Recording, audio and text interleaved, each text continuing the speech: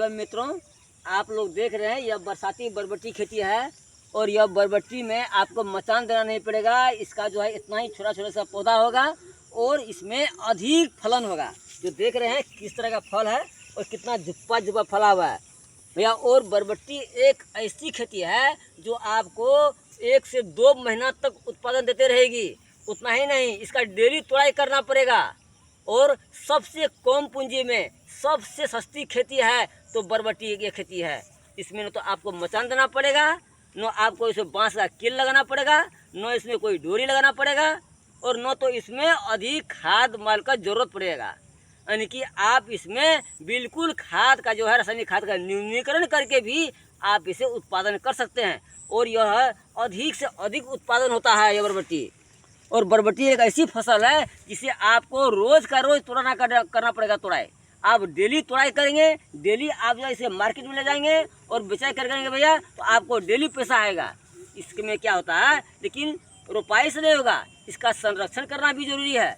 यहाँ देख रहे हैं हम मल्चिंग पेपर लगा कर रोपाई किए हैं। देखिए नीचे मल्चिंग पेपर लगा हुआ है, देखिए।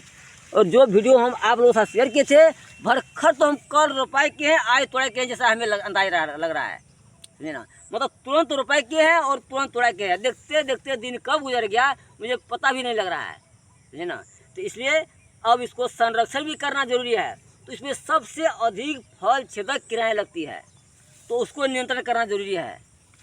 फल छेदक कीड़ा जो है देखिए इधर लग गया है, तो एक कीड़ाएँ है इसमें इल्लियाँ होती है, इसको मरना जरूरी है। जब तक इसको आप नियंत्रण नहीं करेंगे तब तक जो है आपका बरबट्टी में अधिक उत्पादन नहीं होगा। क्योंकि जब ये फूल जो होता है ना, इसका ये फूल में ही लग जाएगा तो आपका फूल झड़ जाएगा। वो फूल जो है आपका उसमें फल नहीं बनेगा, बरबट्टी नहीं बनेगा।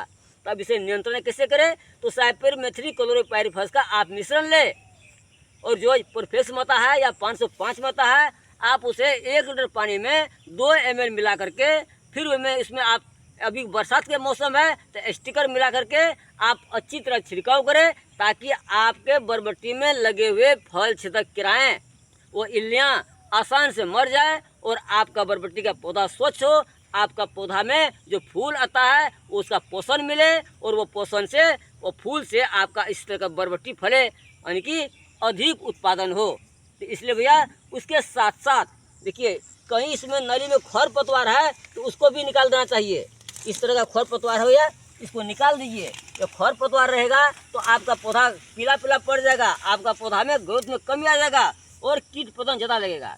इसलिए खेत को साफ सफाई रखना जरूरी है आपका जिस तरह से हो, लेकिन इसका में जो जितना भी खरपतवार है हरी हरी वो सबको निकाल दीजिए ताकि आपका खेत में खरपतवार न हो, आपका खेत खरपतवार से मुक्त हो। इसके बाद क्या है, अभी तो बरसात के मौसम में प्रवेश कर चुके हैं, अभी भरखर पानी बारिश हुआ है। तो बारिश होने के बाद आपको क्या करना है, हमारे खेत के पानी किस तरह निकलेगा।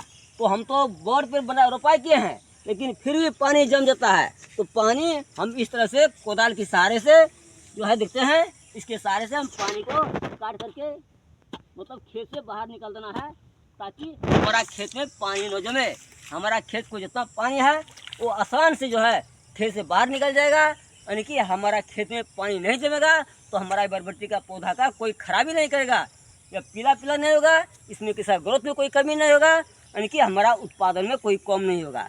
अब जो है ये तोड़ाई करने वाला है, जैसे बरबट्टी में इतना जल्दी वृद्धि होता है, जो आज इतना पतला पतला है तो कल तोड़ाई करने वाला हो जाएगा।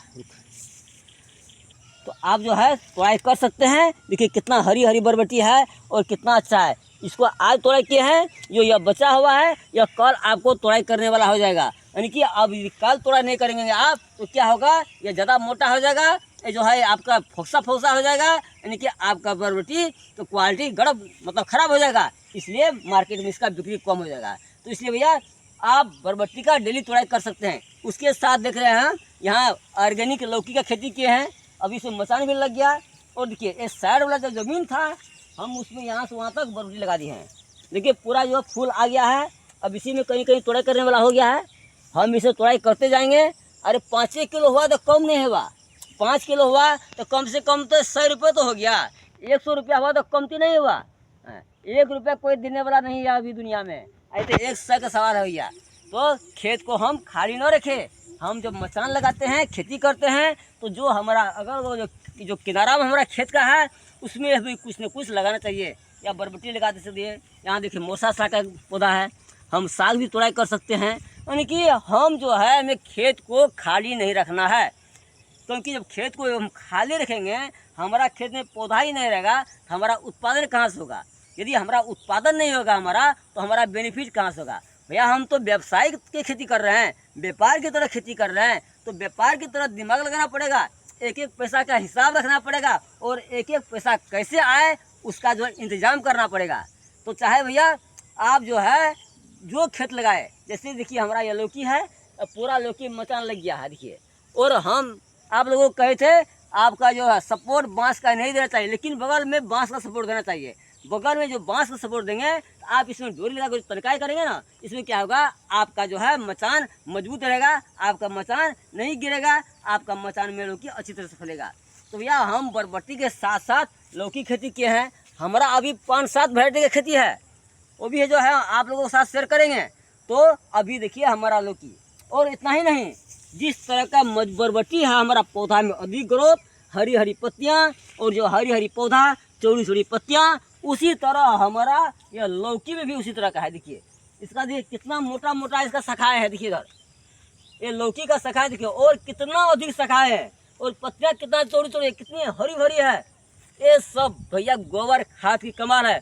हमने खेती करते हैं तो भी रासायनिक खाद का बिल्कुल न्यूनीकरण करते हैं, यानी कि हमारा उद्देश्य है आपको खेती में लागत को कम करना और मुनाफा अधिक लेना। तो हम लागत कम कैसे करें, तो हम अब उसमें खाद का इस्तेमाल नहीं करेंगे, तो रासायनिक खाद में लगने वाले पैसा भी हमको बच गया, मल्चिंग लगा दिए। अब जौन मजदूर खरपतवार को नियंत्रण करने में जो लगेगा वो पैसा हमें फजूल खर्च होगा, वो भी पैसा हमें बचत होगा, और हमें जो है अनावश्यक जो है दवाइयाँ का छिड़काव नहीं करना पड़ेगा, तो वो भी हमारा अनावश्यक दवाइयाँ में जो पैसा लगेगी वही बचत होगा। यानी कि खर्च की न्यूनीकरण करना है, उत्पादन को बढ़ाना है, मुनाफा को बढ़ाना है।